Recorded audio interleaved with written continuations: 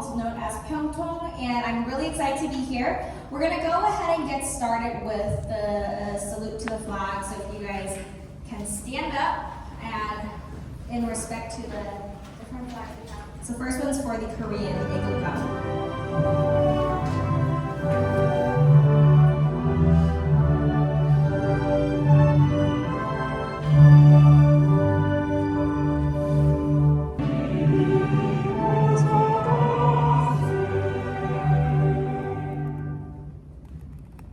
All right, thank you. And next we're gonna have the U.S. national anthem.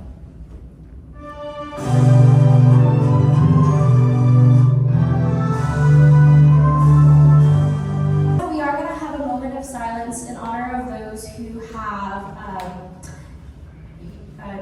have been patriots for both nations. Thank you. Of the Youth Committee of the National Unification Advisory Council. Donghyun-an National Youth Council. So let me go ahead and get that started for you. 안녕하십니까. 민주평화통일자문회의 청년운영위원장 윤영민 이사드립니다. 먼저 직접 찾아뵙고 축하의 말씀을 드려야 되는데 영상을 통해 인사드리게 되었습니다. 오늘 차세대 리더를 위한 청년 컨퍼런스 개최를 진심으로 축하드립니다. 북미, 그중에서도 워싱턴주 시애틀에서 독일을 선양하고 계신 차세대 리더들께서 한자리에 모이신다는 말씀을 듣고 정말 반갑고 기쁜 마음에 국내 평통 자문위원들과 함께 이 소식을 나누었습니다. 오늘 행사를 준비해 주신 민주평통 시애틀 협의회 청년문화위원들을 비롯해 여러 한인 단체들께서 함께 해주시고 계시다고 말씀을 들었습니다. 월드 옥타 차세대 위원회 선발 회원분들과 재미 한인과학기술자협회, 워싱턴대 학생 여러분들을 비롯한 한인축구협회, 그리고 CP뮤직 관계자 여러분들께도 진심 어린 감사와 함께 축하의 말씀을 드립니다. 최근 엄중한 국제 정세로 한반도의 전쟁 위기가 고조되고 경제 위기가 다가오는 여러 어려움들을 겪고 있습니다. 특히 해외에서 이를 지켜보고 계신 많은 한인 동포 여러분들께서도 우려가 크신 것으로 알고 있습니다. 도산 안창호 선생께서 말씀하셨습니다. 낭만은 청년의 죽음이요, 청년이 죽으면 민족이 죽는다. 누군가 해야 한다면 저희가 과감히 일어나 행동하는 것이 어떨까 싶습니다. 저희 청년들이 이끌어 나가야 될 미래 시대이고 한반도의 평화 역시도 저희가 풀어야 될 큰 숙제임에 분명합니다. 본 행사는 민주평통 의장이신 윤석열 대통령께서도 행사의 개최를 알고 계시고 대통령께서도 상당한 기대를 걸고 있습니다. 아무쪼록 오늘 행사를 시작으로 이후 많은 만남과 소통의 장이 열릴 것을 기대하며 다시 한번 차세대의 리더를 위한 청년 컨퍼런스 개최를 진심으로 축하드립니다. 그리고 북미 지역과 시애틀에 계신 청년 한인 여러분들의 원승을 기원합니다. 시애틀 참석하신 여러분 반갑습니다. 국가청년회의 의장 안동현입니다. 김필재 부회장님으로부터 소식을 듣고 일정상 함께하지는 못하지만 이렇게 영상으로나마 응원의 메시지를 보냅니다. 우선 청년들의 소통의 장을 마련해 주시고 힘써주신 분들께 더 나은 미래를 생각하는 청년의 일원으로서 감사의 인사를 드립니다. 이번 컨퍼런스는 시애틀에서 활동하는 많은 단체의 청년 리더분께서 참석하셔서 한반도의 평화 통일을 비롯한 다양한 이슈에 대해 논의를 하는 뜻깊은 자리라고 알고 있습니다. 현대 사회에는 다양한 이해관계들이 복잡하게 있는 만큼 다양한 분야와 역할에 사람들이 모여 논의를 하고 담론을 형성해야만 한다고 생각합니다. 그렇기에 차세대 리더를 위한 청년 컨퍼런스 행사의 중요성에 대하여 깊이 공감합니다. 행사를 통해 강력한 네트워크를 구축하고 한반도 평화통일이라는 큰 목표를 향해 함께 나아가기를 진심으로 응원하겠습니다. 오늘 차세대 리더 간 즐거운 소통의 장이 되시기를 다시 한번 응원하며 진심으로 축하드립니다. 감사합니다. 안녕하십니까. 시애틀 총무사관 김현석 용사입니다. 앞서 우리 위원장님이 다 좋은 말씀을 많이 해주셔가지고 그리고 또 저한테 축사를 부탁하면서 민주평통에서 부탁을 몇 개 하셨어요. 짧고 굵게 해달라고. 그래서 오늘 축사는 짧고 굵게 한번 해보도록 하겠습니다. 다행히도 제가 오늘 그 총영사관 대표로 이렇게 참석하게 된 것은요. 아직 제가 나이가 차세대인가 봅니다. 기분이라 해서 평생 차세대로 참석하고 싶으나 허락되는 데까지 한번 열심히 해보도록 하겠습니다. 우리가 지금 많은 좋은 얘기 해주셨는데요. 저는 이제 외교관으로서 외교를 하고 있지만 우리가 외교라고 하는 것은요. 이 외교관분들이 하는 것이 아니에요. 왜 그러냐면 외교관만이 하는 것이 아니라 제가 봤을 때는 여기 계신 분들이 다 외교관이세요. 왜 그러냐면 저희가 주시애틀 총영사관에서 관할하는 주가 혹시 몇 개인지 아시나요? 저희가 워싱턴주, 오리건주, 몬태나, 아이다호, 알라스카를 관할해요. 근데 저희 총영사관에서 여기 제외동포 분이 몇 명 계시냐면 인구 센서스 기준 저희는 좀 더 많을 것이라고 추산하지만 18만 명 계세요. 18만 명. 저희 관할지에 워싱턴주에 한 13만 명에서 14만 명 정도 계시고 오리곤주에 3, 4만 명 이렇게 계시고 이렇게 18만 명 정도 계신데 저희가 생각해보면 저희 영사들하고 여기 계신 저기 직원분이 다시 15명인데 그게 어떻게 다 할 수가 있겠어요. 그래서 제가 이렇게 말씀드리면 계신 분들이 물어요. 저는 나는 시민권자인데 그러면 나는 한국에서 뭘 할 수 있지? 라고 물으시거든요.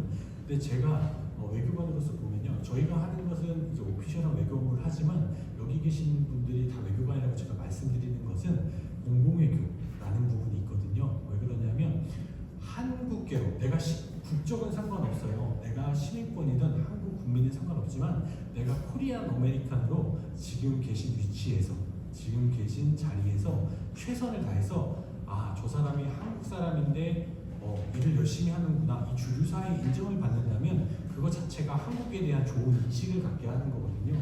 그거야말로 저희가 엄청나게 와서 3년 동안 노력하는 것보다 그렇게 현장에서 곳곳에서 노력해 주시는 것이 정말 진정한 외교고 저 대한민국에 큰 도움이 되는 거거든요. 그렇기 때문에 여기 지금 학생들도 와 있거든요. 우리 유럽 학생들도 와 있고 고등학생들도 와 있고 직장에 계신 분도 와 있지만 학생들은 뭘 하면 되느냐? 내가 아무도 나갈 수 있고 공부를 최선을 다해서 내가 하는 일 열심히 해주시면 되는 거예요. 그러고서는 내가 맡은 자리에서 내가 한국인으로서 자부심을 가지고 최선을 다하면 되는 거예요. 그리고 여기 계신 직장에 있거나 다른 커리어를 가진 계신 분들은 그렇게 해주시면 저희도 대한민국도 그것을 기반으로 나갈 수가 있는 거고 여기 지금 우리 차세대를 대표하시는 샘조 위원장님도 와 계신데 위원장님께서도 앞으로 이제 한인을 대표해서 나가는 정치인으로서도 기초를 다 우리가 마련하는 게 아니고 여기 계신 차세대 분들이 만들어주는 것이라고 저는 생각합니다. 그리고 그래서 한국에 이런 말이 있어요. 어린이는 나라의 미래다. 그렇죠? 그러면 차세대는 무엇이냐? 저는 차세대는 대한민국의 주인공이라고 생각합니다. 그렇기 때문에 우리가 미래 그리고 차세대는 주인공이고요. 저희가 이제 앞에 여기 계시는 사실은 이제 모든 것들이 저는 항상 좀 몇 가지 강조하고 싶은 거는요. 여기 계신 어르신 분들이 없이는 저희 대한민국이 없고요. 대한민국 발전이 없어요. 그렇기 때문에 항상 우리보다 앞서와 계신 어르신들을 존중하고 감사할 줄 알고 대신에 우리 미리 와 계신 분들은 우리 젊은 세대를 포용할 줄 아는 면에서 우리 대한민국이 발전할 수 있다고 생각이 들거든요. 그렇기 때문에 여기 와 계신 분들이 지금 대한민국의 외교관이고 주인공입니다. 그렇기 때문에 저희 총영사관은 앞으로도 여기 계신 분들이 더 미국 주류 사회에 진출하고 또한 그 맡은 자리에서 더 우리 대한민국의 권익을 신장할 수 있도록 최선을 다해서 노력하겠습니다. 우리 같이 한번 노력하셨으면 좋겠습니다. 감사합니다. Thank you so much. Next we have Yina Yoon, who is the chairman of the youth subcommittee, and she will be having the opening message for us. Thank you.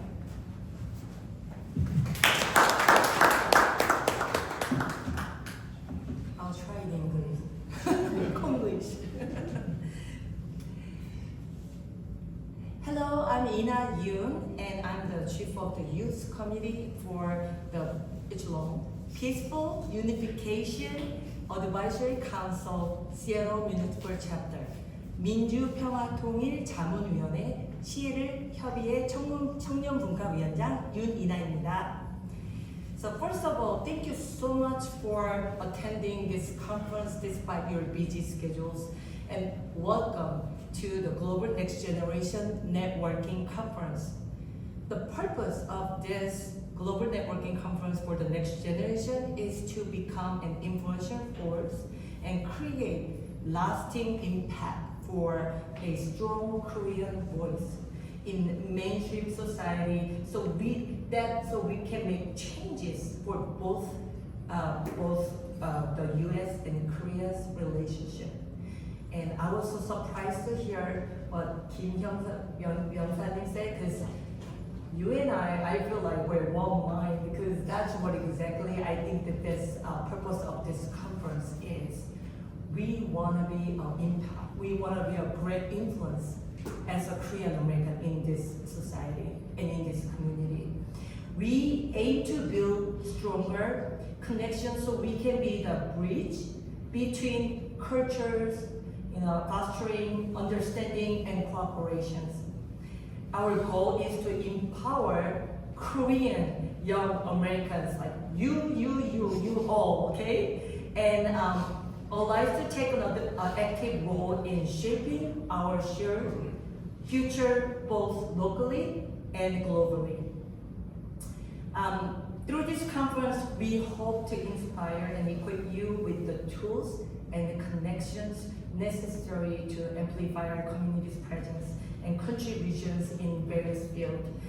Together, we can work towards a more inclusive, prosperous, and unified world that recognizes and values the rich diversity of our heritages and experiences.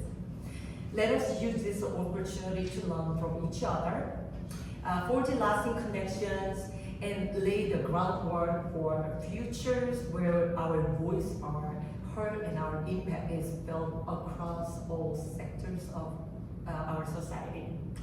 So please stay with us until the end of this program and enjoy networking with the great refreshment.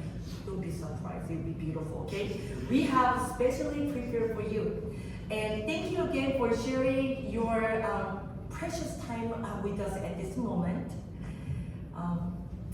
We extend our gratitude to Sam Cho for your, I'm sure you'll be inspiring keynote, and the Consulate of the Republic of Korea for your support.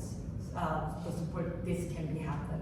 So thank you for being here and for your commitment to this important cause, and I really appreciate all of you. 감사합니다.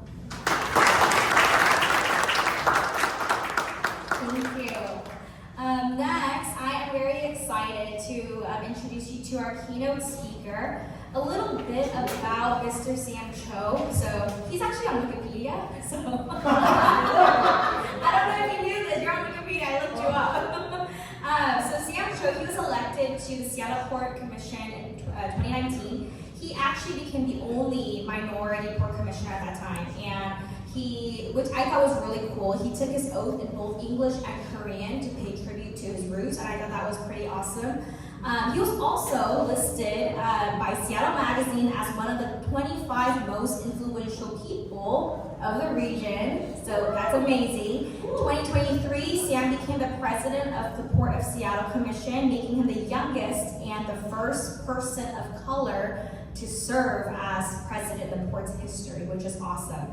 And Sam was also inducted into the Asian Hall of Fame. Ooh, Asian Hall of Fame in 2023. So without further ado, we are so honored to have you here, Mr. Sam Cho. The floor is yours.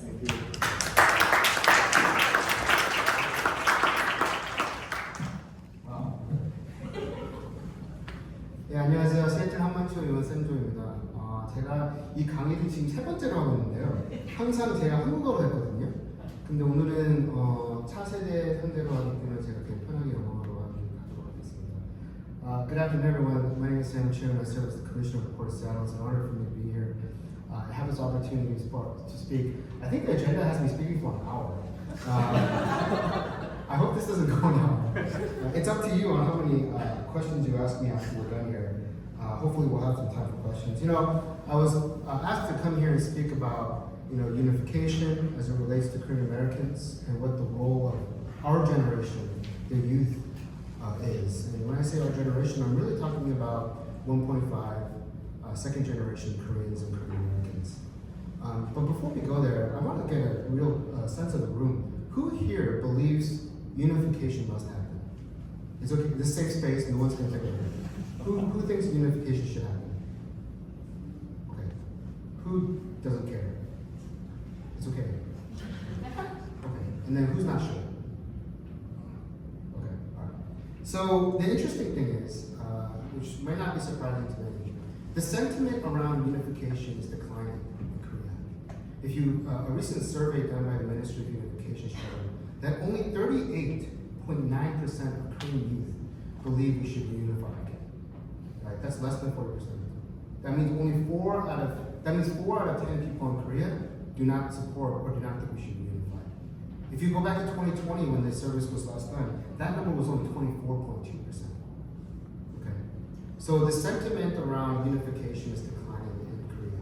So then you gotta ask yourself why. Why do we as youth and as Koreans feel like reunification is no longer necessary? One, I think that older generation have more of a tie to North Korea. We still have family separation.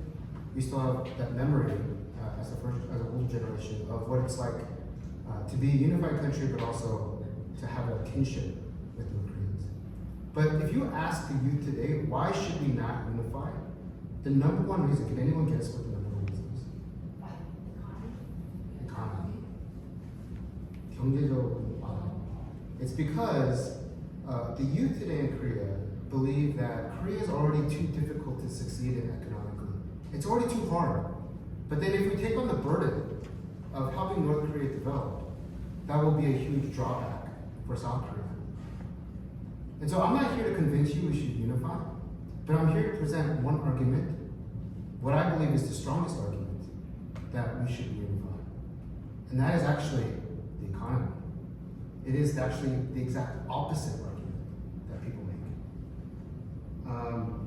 This is very contrary to what most people think. And I think anyone who says that unifying with North Korea is an economic burden to South Korea has never studied economics. I promise you, they're not an economics major. And I will tell you today why that is the case. Another question, this is Econ 101. The three most important background, I think everything through economics because I studied at the London School of Economics. So everything I kind of, the prism through which I look at everything is kind of through political economy and economics. Does anyone know what the three most important components of an economy is? A healthy economy has three things. Anyone? You don't. Land, labor, and capital. Those are the three key ingredients to a healthy economy. Land, labor, and capital. Okay? So let's look at South Korea. What does South Korea have? We have capital. It's a good wealthy nation. Does it have labor? It used to. It used to have cheap labor, but labor is no longer cheap in Korea. And we all know Korea is a small country, so it doesn't have a lot of land, right? What does North Korea have? North Korea has not that much more land because it's very mountainous, but they have cheap labor and they don't have capital, right? Let's just look at the numbers real quick, okay? South Korea, GDP, 1.8 trillion, 13th largest in the world, okay? North Korea, 40 billion, it's tiny, 40 billion. Bill Gates is working on it. South Korea's population, 52 million. North Korea's population, 26, it's half. If you combine those two, 78 billion, 70 million people, okay? So when I look at South Korea and North Korea, they have tremendous synergy, okay? South Korea has capital and has technology. North Korea has cheap labor and has natural resources. Did you know North Korea has iron ore, gold, magnesite, lead, zinc, copper, graphite, all these natural resources in the mountains of North Korea? Did you know that? And today, part of the reason they can't tap into it is because of the lack of technology and because of the international sanctions we have in the world. But imagine if those two economies and countries combined. You would have a population of 78 million. You would have all these natural resources. The capital will come. People would line up to invest in a unified Korea. Money is not an issue. And you would expand the landmass of the peninsula significantly. Economists predict that if North Korea and South Korea would unify, over 10 years, North Korea, just the North Korea side, could over triple its GDP. If you have North Korea that grows at a rate of 7 to 10%, and a South Korea that remains its GDP increase by just 2%, that's about how much South Korea is growing, its combined GDP would be 2.21 trillion in 10 years. That's bigger than Russia's economy. That would make the unified Korea the number 8 GDP in the world, 13 to number 8. If you take the 78 million people in Korea right now, if you were to combine the population, and let's say we modestly see a population growth of 5%, what's the biggest issue in Korea now? People are not having kids, right? So let's say we unify, and people start having kids again, right? Because North Korea would grow, right? If you grow at 5% over 10 years, the population would increase to 127 million people. That's bigger than Japan. This is the tremendous, tremendous potential of a unified Korean peninsula. There's tremendous potential. But you don't have to take my word for it. Okay? Just look at history. Okay? Look at history and the history of the greatest empires of all nations. Alexander the Great, Napoleon, the Japanese Empire, the British Empire.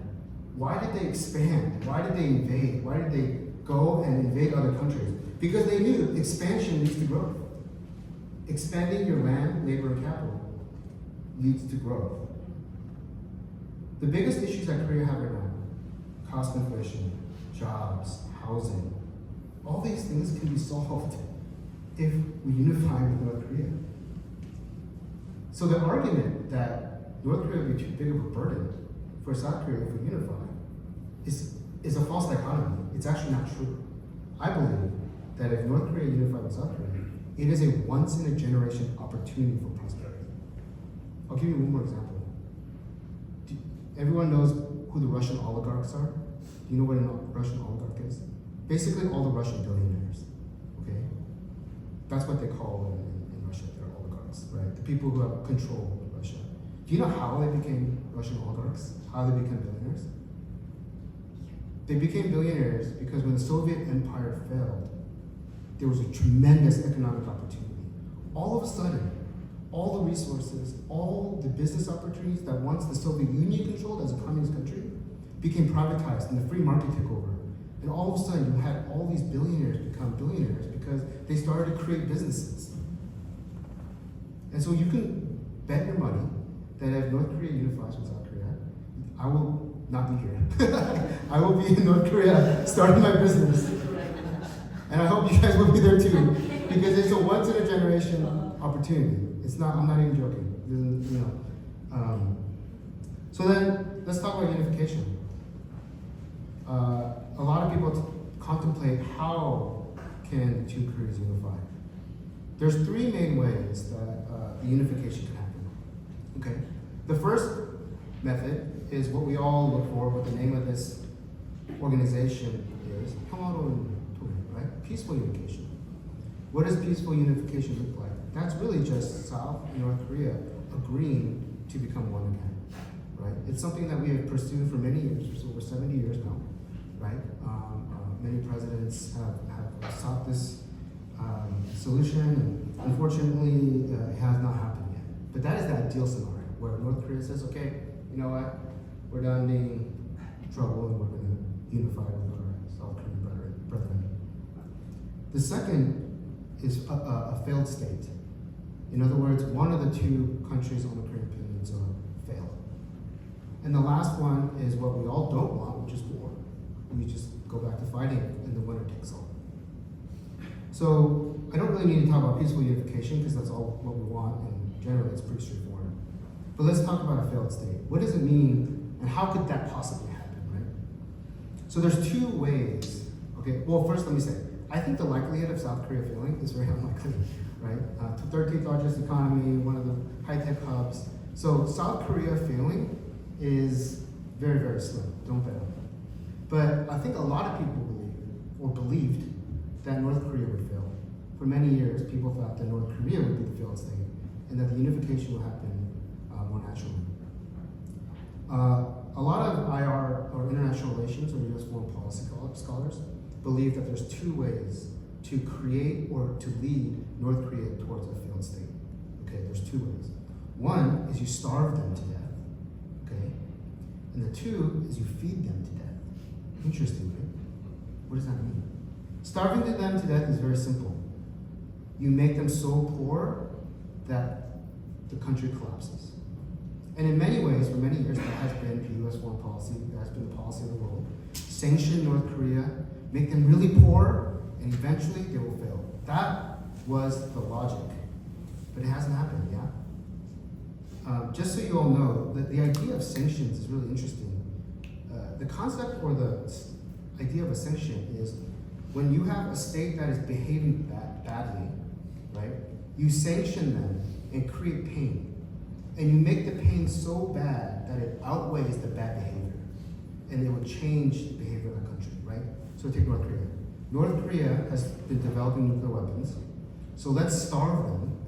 And because of the pain of starvation, they will stop developing nuclear weapons. That's the logic, right? Oh, this is so painful, we're gonna change our behavior. That's generally the logic, right? Now, there are many reasons why that has not worked, which we can go into later. But that is the starvation way of creating a failed state. But the more interesting one is feeding them to death. Feeding them to death. And this actually comes from a scholar, his name was Seymour Lipset. In 1959, he wrote a paper, and he basically looked at the correlation between GDP per capita, how much money does each person make, and the likelihood of democratization. Okay? So the idea being that there is a positive correlation between how well someone lives in a country and how likely that country is to become democratized. Think about it logically. If you're poor, if you're starving, are you really thinking about democracy? No, you're thinking about finding your food for the day or for tomorrow.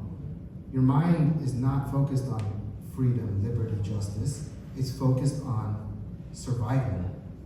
But let's say you make some money, your stomach's full, you live a pretty decent life, and all of a sudden you think, wait, I'm oppressed. I want freedom. I want justice.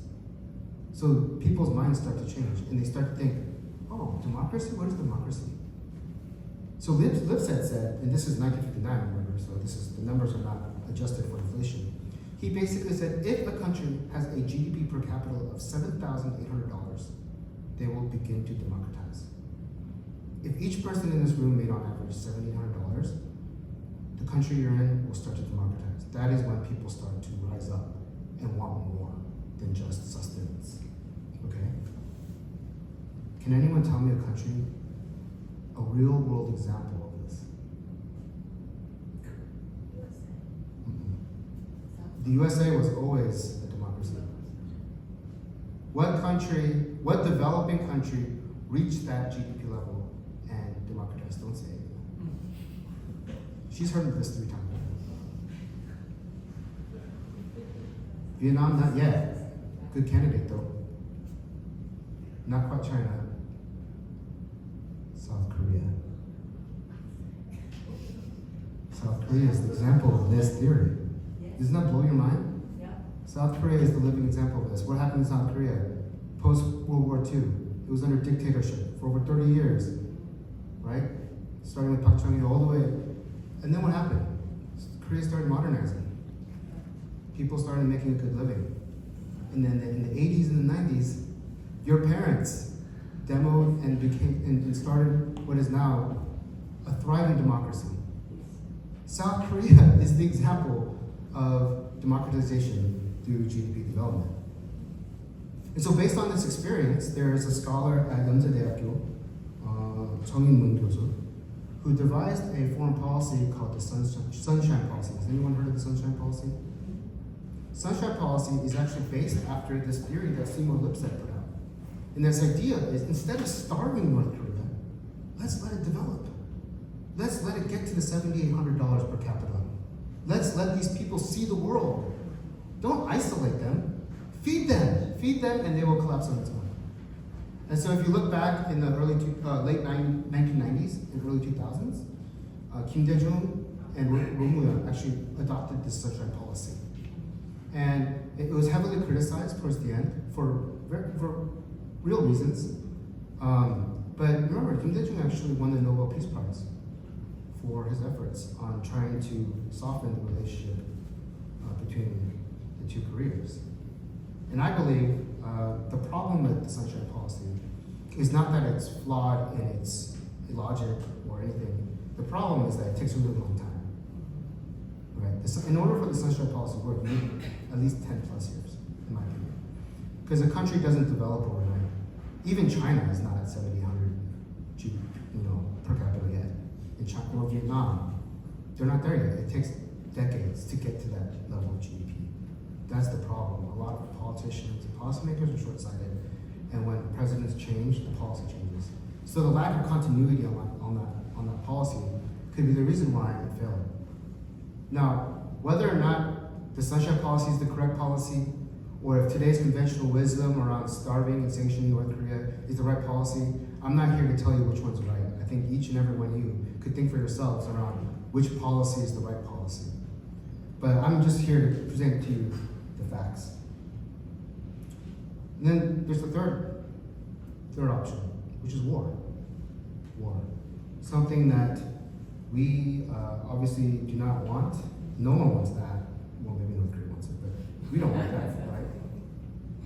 But the point I actually want to make about war is not about who will win. I'm very confident we will win. But it's actually about how it will affect us as Korean Americans in this country. And this is the point I want to close on. If war breaks out, will Korean Americans be safe in this country? Have you ever thought about that?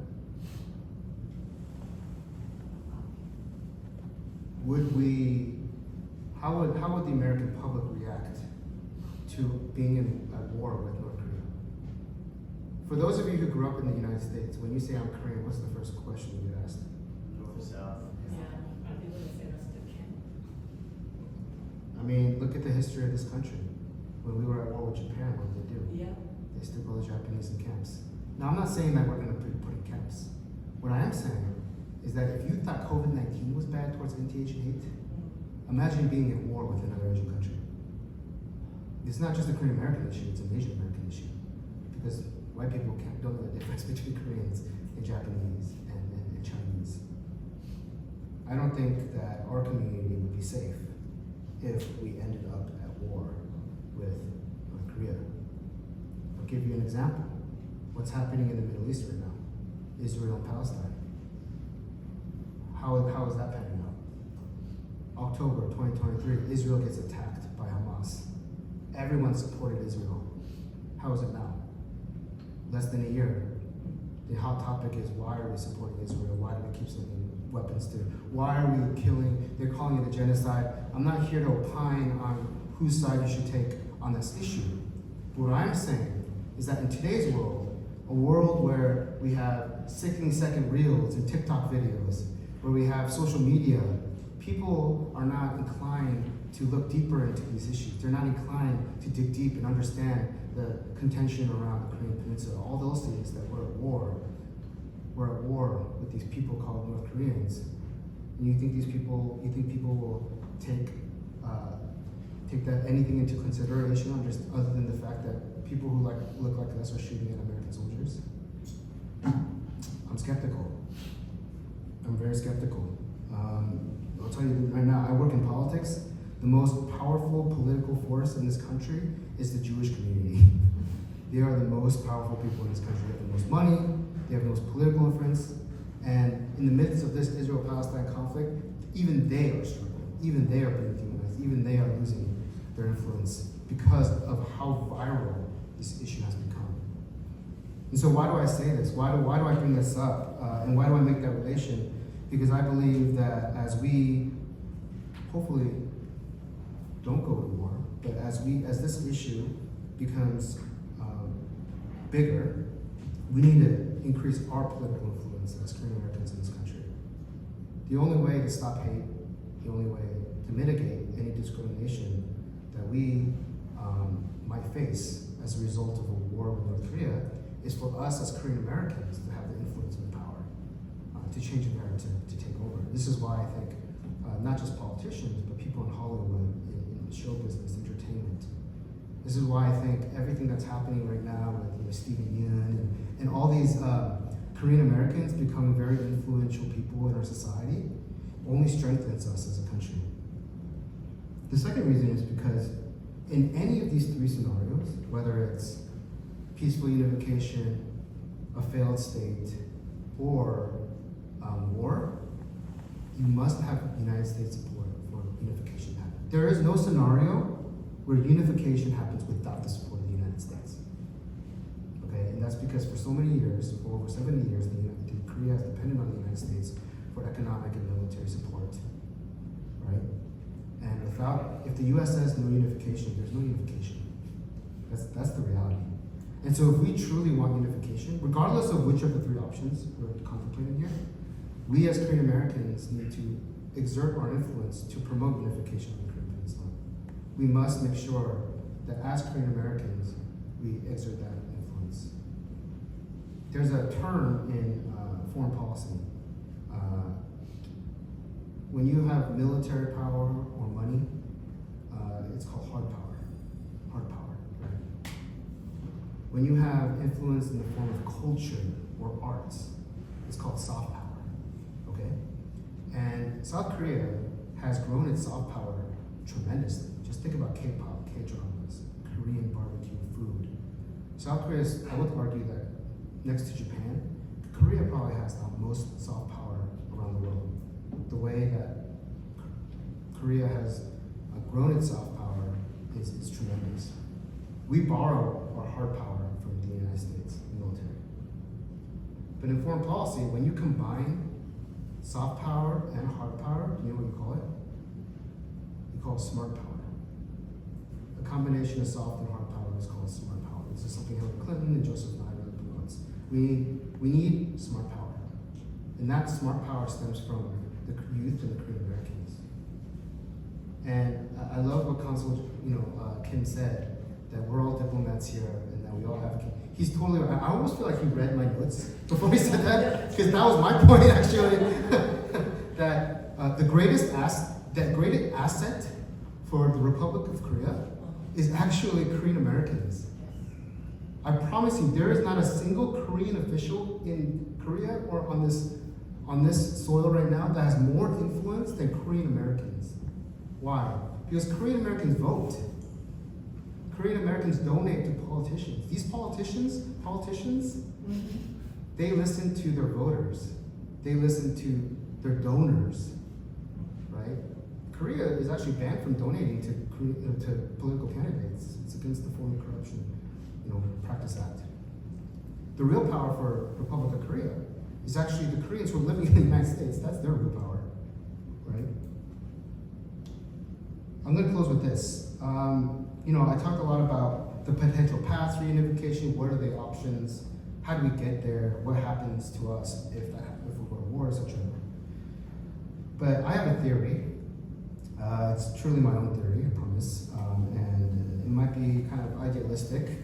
But Nelson Mandela once said that if you talk to someone in the language they understand, you talk to their head. But if you talk to them in their language, you talk to their heart. Does that make sense? If you talk to someone in the language they understand, you talk to their head. But if you talk to someone in their language, you talk to their heart. And this is so crucial in international diplomacy when you're negotiating, right? Because everyone talks to each other in English. That's the world.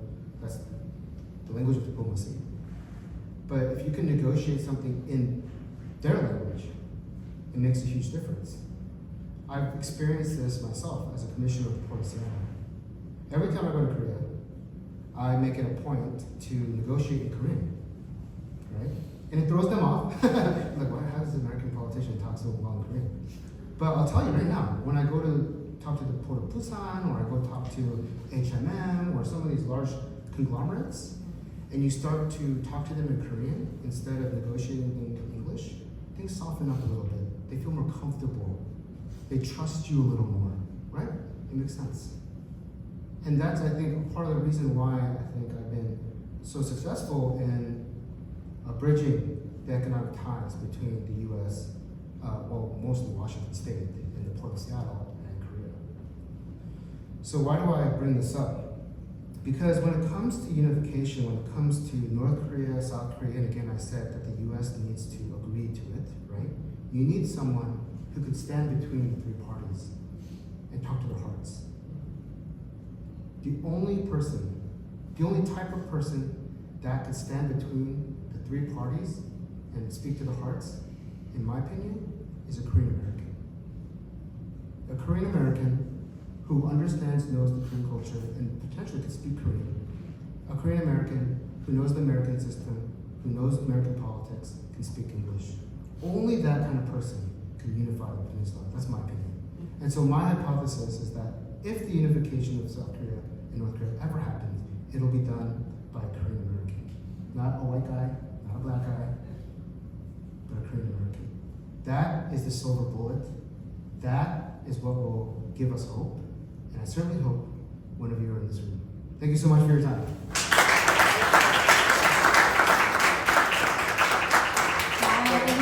Any questions that you might have about If you this? just raise your hand, I'll bring over the mic to you. Come on, test me.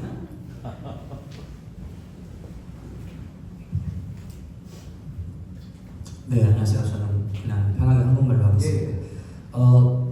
말씀 너무 잘 들었고요. 저는 그 미국의 입장이나 이런 거는 잘 이해가 됐는데 뭐 모든 것들이 다 agreeable하게 뭐 주한미군 철수라든지 국방비라든지 이런 걸 다 해결한다 하더라도 북한 쪽에서는 중국이나 뭐 러시아도 뭐 푸틴도 얼마 전에 북한 갔다 왔지만 그런 부분들은 북한 쪽에서는 어떻게 해결해서 그런 peaceful unification을 할 수 있는지에 대한 그런 거는 또 어떤 생각으로 이거를 하실 수 있는지에 대한 생각이 좀 궁금합니다. So I told you that North Korea has not collapsed yet, despite its many sanctions. Why is that? It's because Russia and China have propped them up for so many years. So then let's ask a question, why does Russia and China care? And it's because if you go back to the Cold War, North Korea was a proxy to the Cold War. And North Korea was a buffer between the Soviet Union, the communist countries of China, Russia, and basically the United States, right? So North Korea sits right between all the communist countries and Japan and South Korea, right? So North Korea has been a natural buffer between the two. That's why Russia and China do not want North Korea to fall. For them, it's like a wall, right? What happened when South Korea started installing the THAAD missile system? China flipped the shit, right? Because they were like, those missiles could be used against China, right? And so the reality is that you have to de-escalate the peninsula. Now, how do you de-escalate the peninsula? I'll be honest, I'm an American. If American soldiers left tomorrow, that would tremendously de-escalate the situation in Korea, right? North Koreans hate, China hates, Russia hates that we have 28,000 US troops in Pyeongtaek or where, or throughout the Korean Peninsula, right? So the problem is we have this catch-22, this cycle where we depend on them for security, for that hard power, right? But that same security and hard power is fueling North Korea, Japan, not Japan, but China and Russia. Now, why does the US care about the peninsula? The Cold War is over, right? Does anyone know why they care about the Korean Peninsula? It's because North Korea has nuclear weapons, right? So there needs to be a give and take. And this is off the record, right? No one's recording this. I don't care.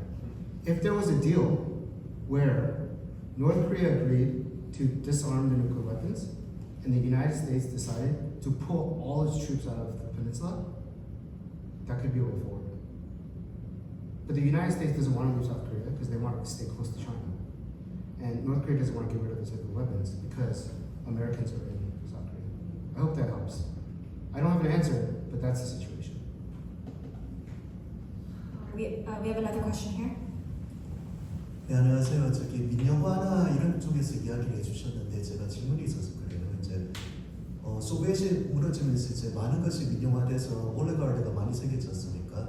결국 올레가르드는 이미 부자였고 그리고 이미 커넥션 있는 사람인데 제가 이제 아르헨티나도 지금 그쪽으로 가고 있는 것 같은데 제가 궁금한 게 결국은 만약에 이제 저쪽에 북한에 있는 철도나 광산이 이렇게 민영화가 되면 이제 어느 정도 캐피탈이 있고 자본이 있는 이런 사람들이 결국은 여기서 가장 많은 혜택을 볼 것이고 결국 뭐 지금 20대 30대 사람들 편의점에서 한 달에 200만 원 받으면서 일하는 사람들은 뭐 당연히 노스코리아에서 뭐 사업을 이루진 않겠죠. 그런 이제 경제적인 세대 간의 불균형 같은 건 어떻게 해결하면 좋을까요? 제가 봤을 때는 그거는 정책의 문제인 것 같아요. 무슨 말씀이신지 알겠죠. 이게 만약에 말씀하신 대로 북한이 무너지고 엄청난 경제적인 기회가 생겼는데 한국 재벌들이나 돈 많은 사람들만 거기 가서 투자하면 결국엔 잘 사는 사람들만 더 잘 살게 되는 거잖아요. 근데 그거를 정책을 통해서 정부에서 막아야 된다고 생각해요. 감사합니다.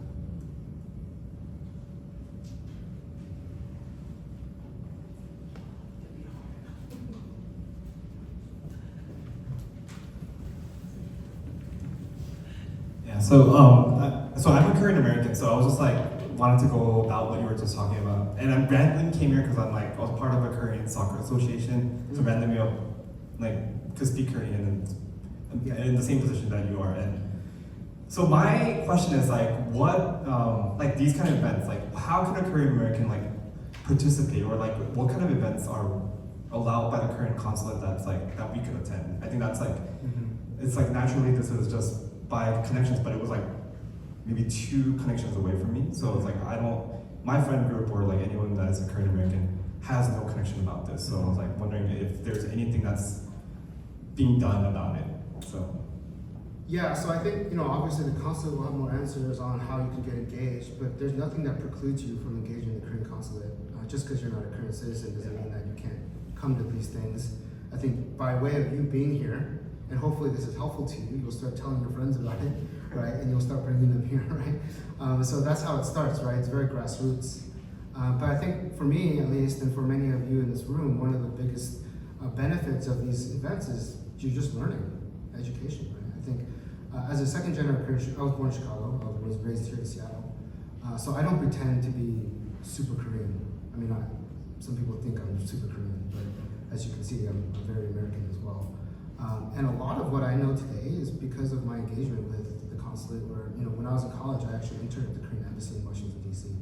And so, I think if this is an area of interest for you, continue to engage with the consulate, and a lot of the stuff that the PAC does is important. But also, separate from the Korean consulate, there are organizations in the local area who just promote Korean American civic engagement. At KAC, I serve with the president of the Korean American Coalition, and we are more focused on domestic issues that pertain to the Korean American community. And we just launched a separate organization called Kyopo Social Club, which is for kind of more younger generation, or 20, 30, 40s. But the reality is that I think separate from the consulate work, there's a lot of work being done within the Korean American community that you can get engaged in. So I hope I've sold you on engaging us at KAC. In fact, we have an event on Friday you should come to. It's a peanut party. 안녕하세요. 저는 창발 IT 전문가들 시애틀을 중심으로 지금 IT 커뮤니티를 위해서 제가 웹사이트 쪽으로 관리하고 있는 하은씨라고 합니다. 지금 회장님과 부회장님이 출타 중이셔서 제가 대신 참석했는데요. 그 창발의 의미는 창의와 발명의 의미고요. 두 분의 학보다는 하나의 큰 결과를 우리가 이제 같이 만들어내자는 거고요. 좀 창의적인 그런 단식 전생입니다. 지금 현재 10년째 지금 시애틀에서 그 두 엔지니어가 시작을 해서 그때는 결혼 안 하신 두 분이셨는데 남자친구 여자친구로 우리 같이 여기 마이크로소프트에 오셔서 우리 같이 한번 같이 힘을 합해보자 해서 엔지니어들을 같이 모아서 지금의 창발이 10년 차에 이르고요. 그리고 지금 계속해서 지금 이번 주말에 굉장히 테크 서밋이 시애틀에서 많이 열렸거든요. LG나 삼성에서 많이 오시고 그래서 시애틀이 점점 더 이렇게 샌프란시스코 산호세에 뭐 뒤질 게 없다 이런 식으로 해서 리소스도 굉장히 많고 굉장히 많은 한국인들이 지금 오고 있다는 걸 제가 피부로 느끼고 있습니다. 그래서 저희들이 정말 지금 1,500명이 등록 회원이고요. 그리고 뭐 지금 시애틀뿐만이 아니고 오레곤하고 밴쿠버, 지금 현재는 시카고 쪽에서도 지금 참석하고 계십니다. 그래서 여기 시애틀이 굉장히 좋은 곳이구나. 다들 오셔서 여기 너무 좋은 곳이다 하는 것을 또 계속 얘기를 해주세요. 시카고에서는 그런 모임이 없어서 너무 아쉽다 이런 분들도 계시면서 시애틀이 앞으로 찬발에서의 역할이 좀 더 커질 것 같고요. 그리고 찬발에서 지금 개발자 그룹, 그다음에 프로덕트 매니저 그룹, W 그룹 이렇게 5만이죠. W 그룹, 그다음에 디자인 그룹 이렇게 해서 4개의 그룹이 있고요. 그 외에 공부만 뭐 이런 쪽이 있는 것이 아니고 취미 활동도 굉장히 많습니다. 테니스부터 시작해서 등산, 뭐 골프 모임까지 있고 또 놀기만 하는 게 아니고 또 AI 지금 요즘 이슈가 있어요. 그래서 AI 쪽과 그다음에 이제 코딩 공부를 위한 리트 코드 발 뭐 이런 식으로 스타디 굉장히 활발하게 진행되고 있습니다. 그리고 꼭 IT 쪽에 일하는 사람이어야 하나 그건 아니고요. 관심 있는 분들이면 남녀노소 관계없이 유형제한은 없습니다. 그래서 많은 시애틀에서 많은 관심을 가지시고 많이 참여해 주십시오. 감사합니다.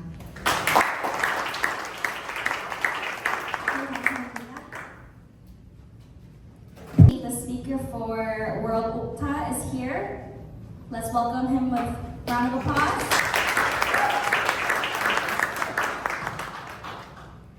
네, 안녕하세요. 죄송합니다. 제가 화장실 좀 저는 시애틀 지회 옥타 차세대 위원장 김현우라고 합니다. 혹시 저희 옥타 단체를 아시는 분이 계실까요? 저희 손 한번 이렇게 나온다고요? 네, 저희 옥타는 그 OKTA라고 해서 Overseas Korean Traders Association이라고 해서 세계 한무역협회고요. 전 세계의 지회들이 굉장히 많이 있습니다. 그래서 저희 이제 차세대들을 위해서 저희들이 이제 1년에 한 번씩 각 지회별로 무역 스쿨이라는 걸 하는데요. 이제 창발분들은 조금 이해가 빠르실 것 같은데 해카톤 같이 2박 3일로 이렇게 프로젝트를 해서 뭔가 창업 아이디어를 한다든지 이제 그런 거를 하고 있고요. 또 1년에 한 번씩 또 그렇게 참가해서 그 수료를 한 친구들이 이제 한국으로 와서 전 세계에서 이제 모여가지고 차세대들이 모국 방문이라는 걸 해요. 그거는 한 일주일 정도 하는 건데요. 그렇게 해서 이제 전 세계에 있는 사람들하고 또 네트워킹도 하고 이제 그런 자리인데 많은 분들이 좀 오해하시는 게 그 무역협회다 보니까 나 무역하는 사람이 아니니까 나랑 별로 상관없겠다라고 생각하시는 분들이 많으신데 사실은 우리나라가 예전에 무역으로 먹고 살고 요즘에는 이제 많이 경제 성장도 했지만 사실은 이제 많이 무역이라는 게 많이 줄어들었고 요즘 시대의 무역이라는 거는 사실 굉장히 광대해졌다고 생각을 하거든요. 제가 생각하는 요즘에 무역이라는 건 이제 정부, 뭐 어떤 요즘 시애틀 지역은 사실 IT가 강세다 보니까 이제 그런 창업 관련된 거, 어떤 데이터 관련된 거 그런 것들로 또 어떤 창업을 할 때 무역 스쿨을 이용하면은 굉장히 좋은 아이디어들을 많이 만들어낼 수 있거든요. 그래서 그런 부분들도 좀 생각을 하시고 만약에 내가 창업이나 어떤 아이디어가 있다 하시면은 그런 부분들을 좀 이렇게 익스프레스 할 수 있는 곳이 사실은 굉장히 좋은 곳이 이제 저희 옥타고요. 또 다른 나라의 어떤 인포나 이런 것들을 좀 알고 싶으시면 사실은 저희 지회 방이 이렇게 있으면 600명 있고 1000명 있는 그런 방들이 이제 각 대표들이 이렇게 들어가 있는 방들이 있거든요. 그럼 제가 그 나라를 방문한다 했을 때 그쪽 지회장 연결해달라 그러면 그쪽에서 에스코트도 다 해주고 약간 옥타는 약간 패밀리 같은 그런 느낌이 좀 있어서 타 지회에서 온다 그러면 굉장히 환영을 많이 해주고 저희도 다른 지회에서 오면은 저희가 다 에스코트 해주고 정말 가족같이 이렇게 대해주고 이렇게 보내드리는 그런 분위기라서 가족 같은 분위기도 많고 되게 좋은 단체로 차세대들을 위해서 시니어분들이 많이 멘토링 많이 해주는 그런 단체입니다. 제가 아까 전에 센초 그 청장님 그 강의를 들으면서 제가 질문했던 내용 중에 하나가 그 중국과 이제 북한, 러시아의 관계들을 어떻게 해결할지 했었을 때 디아스포라에 타는 거에 대해서 얘기를 했는데 제가 가만히 생각을 해보니까 옥타 지회는 전 세계에 다 있거든요. 특히 중국은 굉장히 많아요. 지회들이 물론 대부분 조선족 출신이긴 하지만 이제 그분들이 생각이 예전에는 중국 쪽이 되게 많았는데 요즘에는 좀 추세가 한국 사람이다라는 거를 좀 because of K-pop I think. 근데 이제 그런 부분들이 많이 생겼어요. 그래서 그런 것들이 politics들이 잘 조금씩 이렇게 비집고 들어간다면은 그런 문제들도 나중에는 좀 해결될 수 있는 것도 되지 않을까, 그런 거를 좀 한번 꿈꿔보게 됐습니다. 하여튼 오늘 감사드리고 이따가 나중에 또 궁금하신 거 있으면 저한테나 또 다른 오타 회원들 계시니까 말씀해 주시면 좋을 것 같습니다. 네, 감사합니다. Association, KSEA.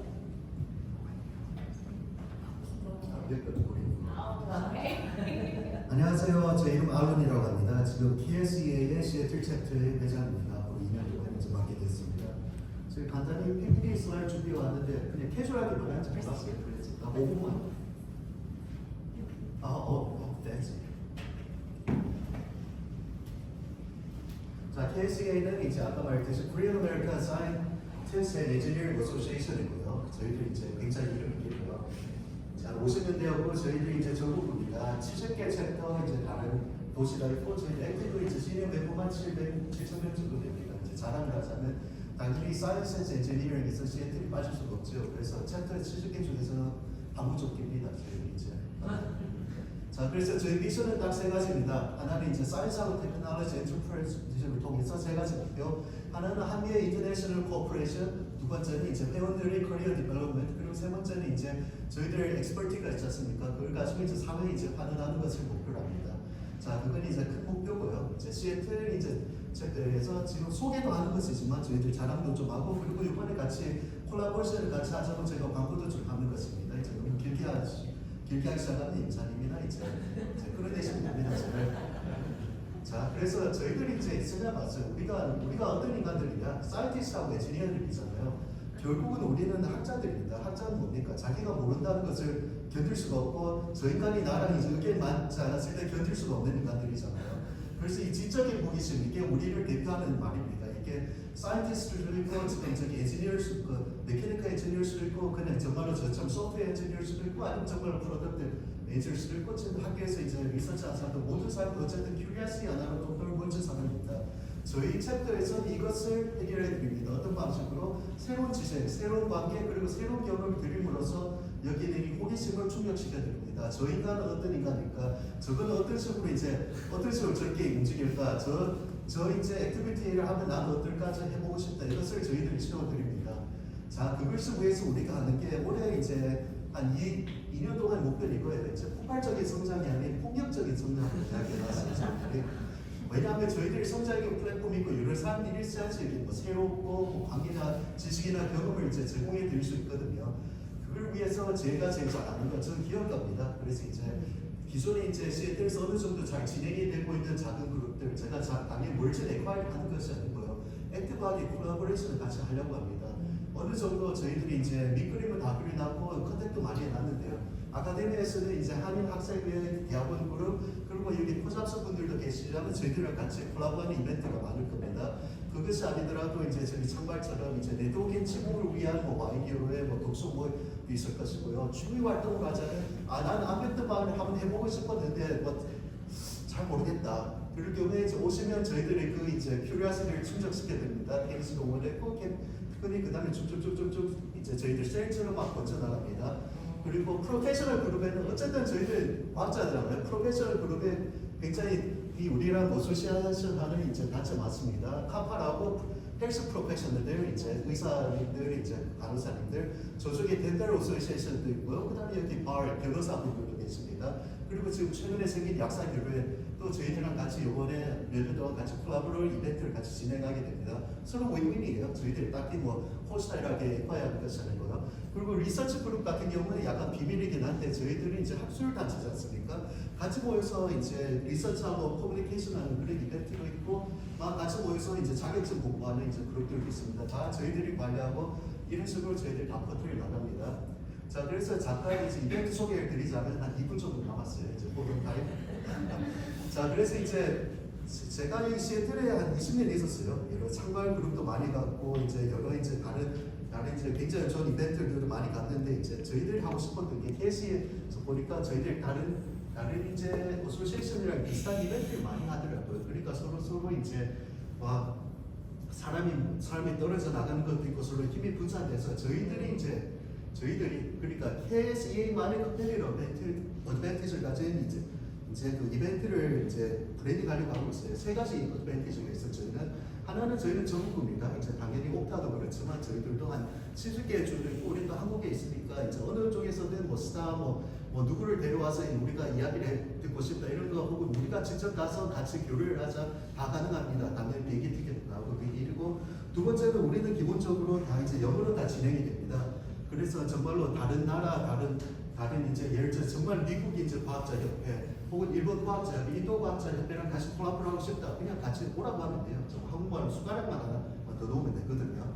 그리고 마지막으로는 저희들은 이제 아카데미아 쪽에 있는 사람이 많으니까 실제로 이제 같이 연구를 해서 결과물을 낼 수 있어요. 저널이라는 형식으로. 이 저널은 그러니까 이제 한번 저희들이 행사하고 나면 이제 피드백으로 좋았어요 이런 게 아니라 실제로 구글에 남겨 있고 학술적으로 가치를 받는 저널을 저희는 결과물을 남길 수가 있습니다. 요 세 개를 가지고 저희들이 하는 게 11월 달에는 일단 저희들 기본적으로 컨퍼런스가 있습니다. 이제 흔히 말해서 다른 지역구에 있는 이제 스타 사이언티스트들 혹은 그쪽 저희들 필요한 거 아마 AI 쪽으로 갈 거예요. 저희들 할 거고요. 그 다음에 그 컨퍼런스 일환으로 이제 리서치 톤이라고 합니다. 이거는 고등학생들, 대학생들 상대로 하는 건데 리서치 톤을 함으로써 이제 아이디어 톤이죠.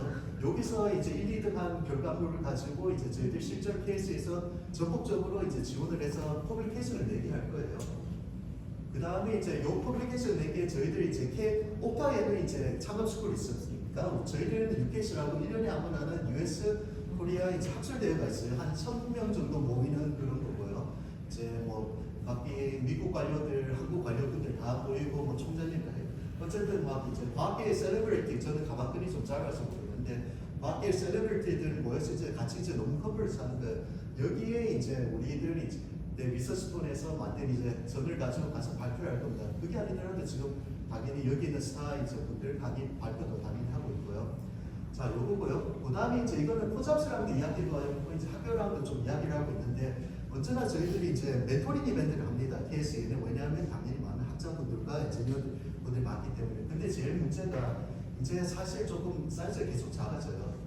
유럽에 옛날에 제가 다녔을 때는 한인 학생회가 모이면 한 500명, 300명 모였거든요. 근데 지금은 잘해봐야지 뭐 1년에 뭐 한 3,000명, 50명 모인다 하더라고요. 엔트리 이제 같은 거 할 때.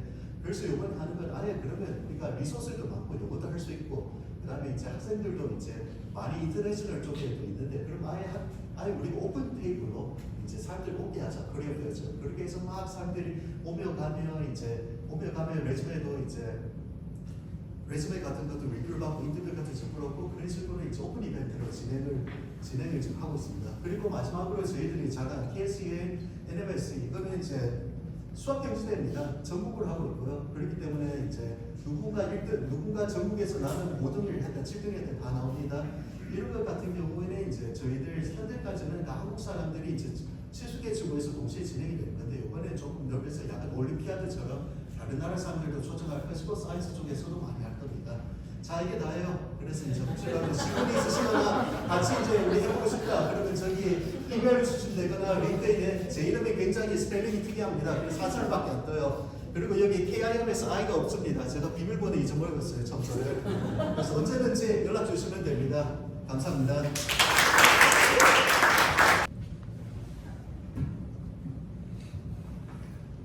안녕하세요. 저 한인 취업 동아리 코접스 부회장을 맡고 있는 이선영입니다. 먼저 영사관에서 주관하는 청년 컨퍼런스에 저희 코접스도 함께할 수 있어 매우 영광이라고 생각합니다. 간단하게 코접스 소개해드리도록 하겠습니다.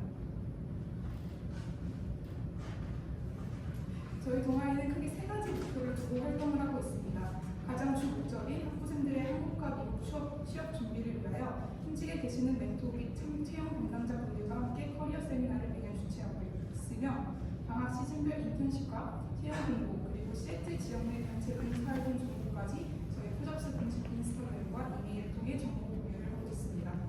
또한 학부생들의 다양한 네트워킹을 돕기 위하여 학교 내 선후배 등록부터 시애틀 지역 내 다양한 직업군에 계신 분들과 섞이며 교류할 수 있는 이벤트도 주최하고 있으며 여기 와 계시는 KSE 단체와 같이 외국에서 주관하는 이벤트 또한 코잡스 임원들과 함께 참가하고 있습니다. 그리고 아직 전공이 없는 1, 2학년 학부생들이 보다 효과적으로 전공 선택을 할 수 있도록 다양한 전공 선택의 기회와 전공 지원에 관한 조언들을 얻어갈 수 있는 멘토링 또한 매년 주최하고 있습니다.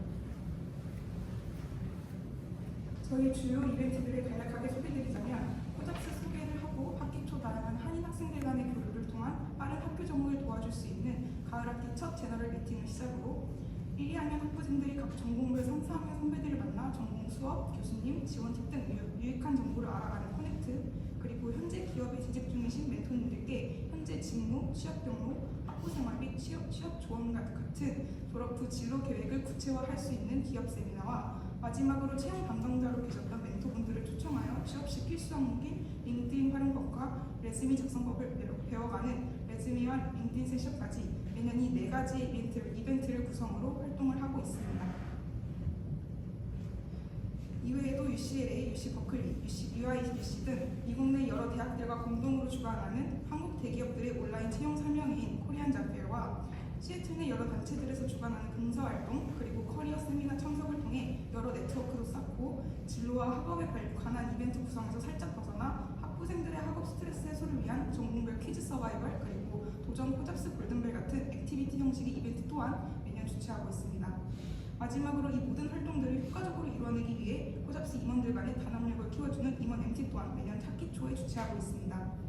저희 코잡스가 이번 청년 컨퍼런스를 참석하여 시애틀 내 여러 청년 단체들과 소통할 수 있는 자리에 함께할 수 있어 다시 한번 감사드리고 앞으로 저희 이벤트 혹은 외부 이벤트들에서 다시 인사드릴 수 있기를 바랍니다.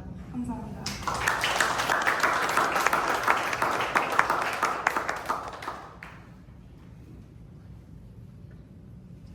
All right, next we have the Washington State Soccer Association BI. I think mine's too loud. Okay, thank you. Washington State Soccer Association and BIMA FC.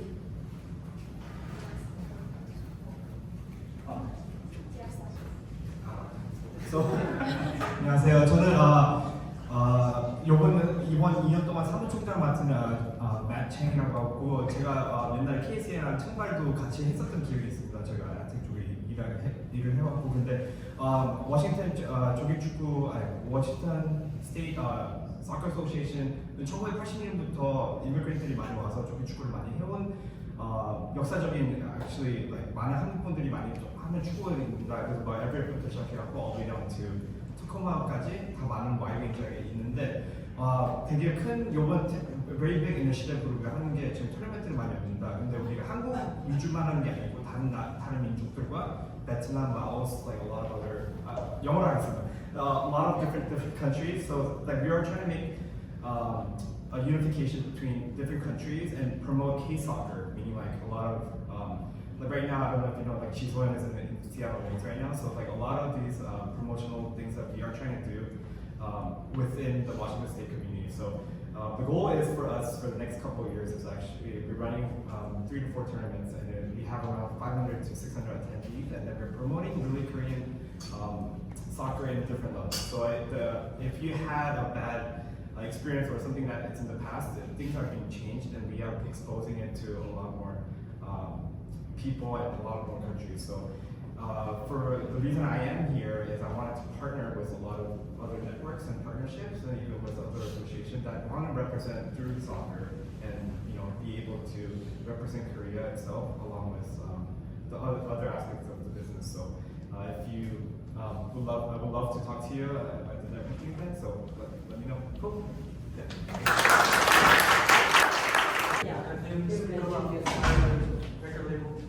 Okay.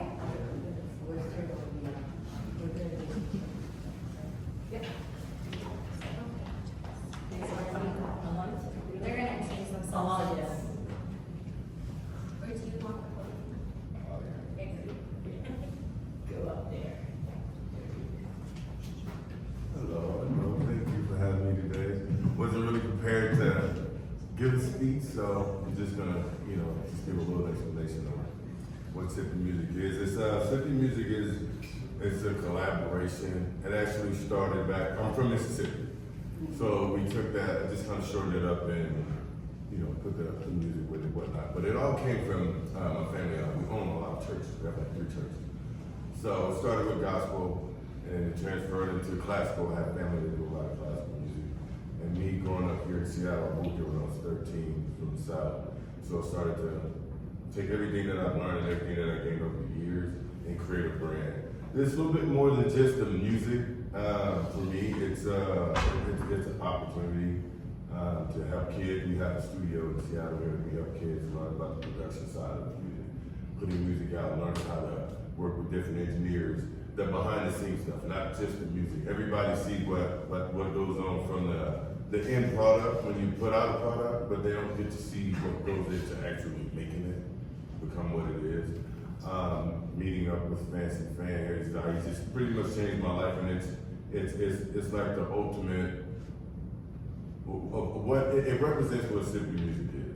Bringing different generations, different ethnicities, different races together and creating something. No one is greater than another, but that's the whole point. It's just being united and being one. So, without any further ado, I'll let you guys get Mr. Fancy Fan here.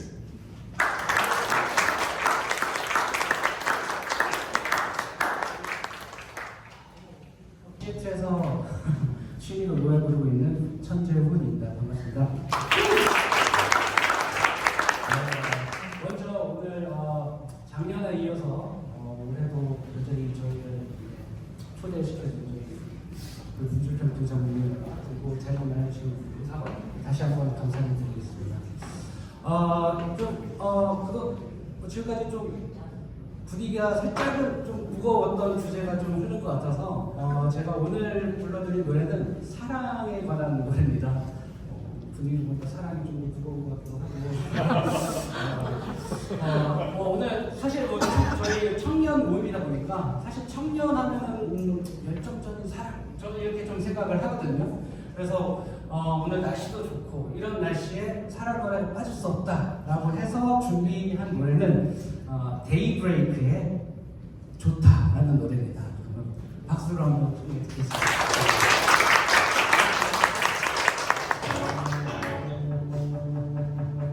사랑 노래가 너무 많아서 어떤 노래로 고백을 할까 처음 볼 순간 fall in love with you 미친 것 같은데 사랑하는데 네가 있어 좋다 너무나도 좋다 다른 말로 설명할 수 없는 이유 너무나도 좋다 너와 함께하는 이 영원히 가득한 기분 멋진 말들로 꾸며낼수록 나의 마음을 가질 것 같아 배로 또 배로 줄여갈수록 보석과도 같이 남아있는 이 한마디 좋다 사랑해서 좋다 다른 말로 설명할 수 없는 이 기분 너무나도 좋다 너와 함께하는 이 영원히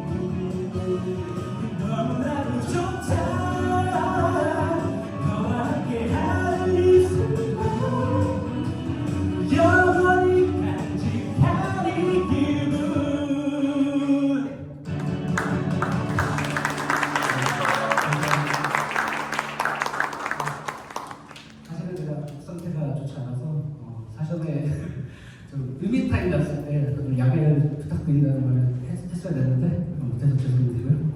자, 그리고 이제 다음에 노래는 역시 사랑 노래입니다.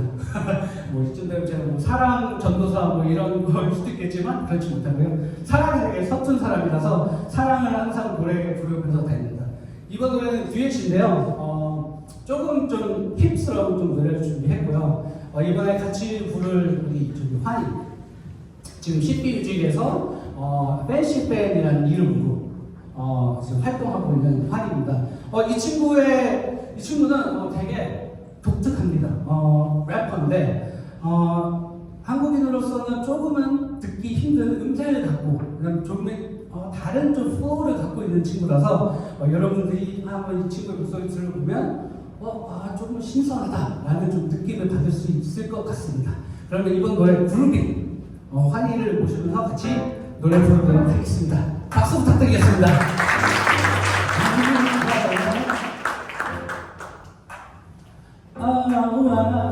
Let's groove it now, baby. Let's groove it now, baby.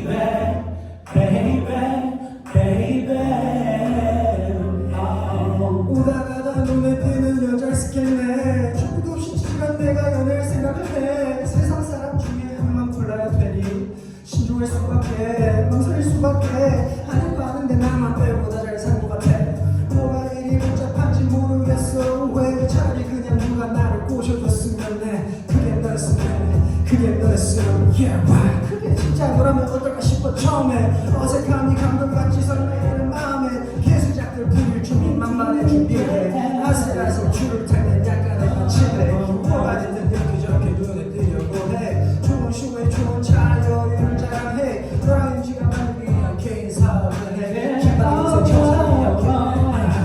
바다서 그래 영적 답이 두의 파도 따위 겁내 그렇지요 back in the day 내 모습이 원해 무심하지 다가가며 보여줄래 너를 바라보는 시선들 dangerous 파도 끝없이 몰려와 cruising the back and drawing my back yo 획득 다른 내 손잡아 take it low 내 손잡아 디빌로 좋은 바람속 깊이로 벼랑 끝에 생각이 새로 뛰어보자 멀리로 그 정도는 돼야 내가 설레니까 너도 내가 싫지 않은 표정이니까 봐도 봐도 난 네가 딱이야 정말 너 하나만 보여봐 봤나 처음 바다 놀러 가자 바람 타고 밤하늘을 구경해보자 Let's groove it now like the way you move 뜨거웠던 저 태양도 no I got to know your 반대도 왜 넌 계속 뜨거워 불어와 지금도 널 시켜줄까 저 너의 향을 바라보네 Let's move it on yeah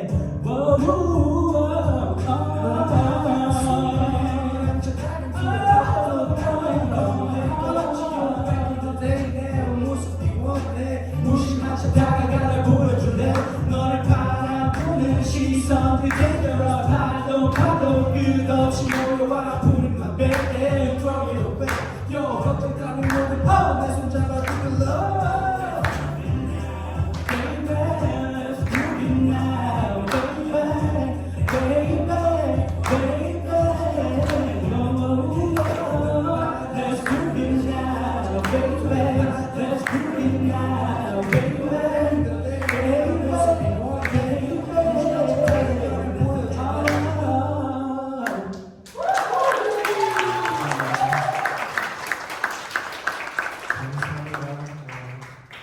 저희가 이렇게 재훈이랑의 우정이 깃든 곡을 이렇게 뜻깊은 자리에서 들려드리고 유용하게 활용될 수 있어서 개인적으로 감사하게 생각하고 앞으로 제가 들려드릴 노래는 이런 자리에서 들려드리려고 만든 노래가 아니에요. 이제부터는 CP뮤직에 들어가서 해왔던 노래들 하나씩 들려드릴 텐데 이제 앞으로는 영어 가사고 처음 들려드릴 노래는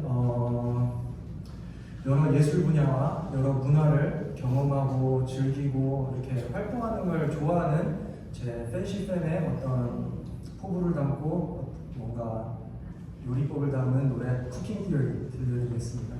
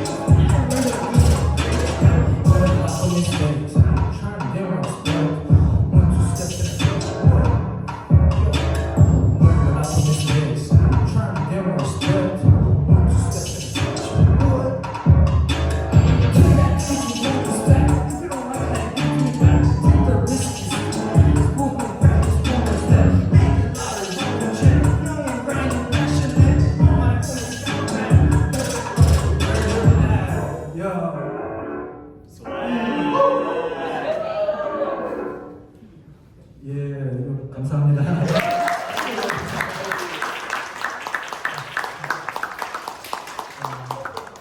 이런 노래 하고요. 그 다음에 이제 제가 하려고 하는 게 이렇게 제가 소속사 사장님, 멋진 소속사 사장님 형이 있는 소속사에 들어가서 다양한 인종들이랑 노래하고 축구협회에 들어가고 축구하면서 또 다양한 인종들이랑 축구하고 생긴 것도 웬만한 나라들이 이렇게 다 비슷하게 생겨서 어딜 가든 다 잘 적응하고 이렇게 뭐 한국을 또 대표하고 항상 그런 모습 보여드릴 텐데 그래서 다음 들려드릴 노래는 약간의 개인사를 공개를 하려고 해요.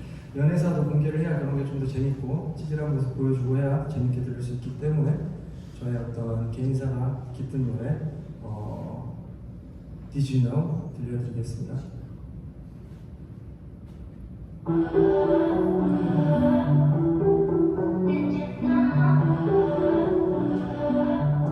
비커그는 원래는 제3국에 있는 어린이들을 도우려고 만든 단체인데 2020년에 코비드가 있었습니다. 코비드 때문에 저희가 소상공인들이랑 한인 소상공인들이랑 그다음에 그들의 패밀리를 돕는 단체로 미션을 좀 수정을 했어요. 그래서 코비드 동안에 5밀리언을 소상공인들한테 나눠주려고요.